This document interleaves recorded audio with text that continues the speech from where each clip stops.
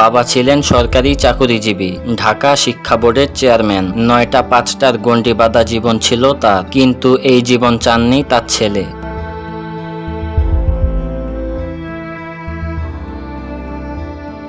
তাকে টেনেছিল গানের জগৎ, গিটার। ফলে দেখা দেয় বাবা ছেলের অনিবার্য সংঘাত। সেই গানই তাকে বানিয়ে দিল জনপ্রিয় গায়ক হবার মর্যাদা। সেই ছেলেটি আর কেউ না, বাংলাদেশের ব্যান্ড সঙ্গীতের বড় একজন তারকা, জেমস।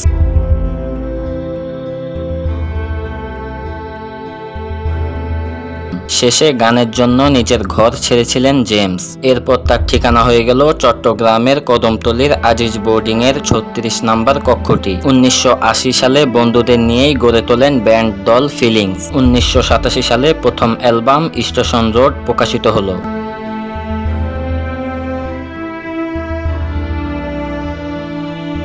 এরপর থেকেই তিনি হয়ে উঠলেন নগর বাউল, হয়ে উঠলেন তার ভক্তদের কাছে গুরু। জেমস হাহাকার তোলা গানই গাইলেন বাবা, গাইলেন মা। তার ব্যক্তিগত জীবন সম্পর্কে খুব কমই জানা যায়। তিনি নিজেকে আড়াল করে রাখতেই বেশি পছন্দ করেন।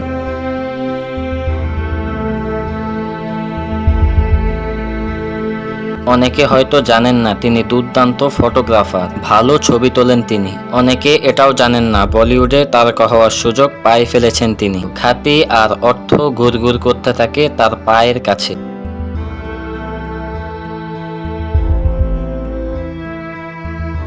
তার পছন্দের খাবার ভাত, ডাল, মাছ, গরুর মাংস ইত্যাদি, এবং দেশের বাইরে কোরিয়ান এবং চাইনিজ খাবার খেতে ভালো লাগে তার।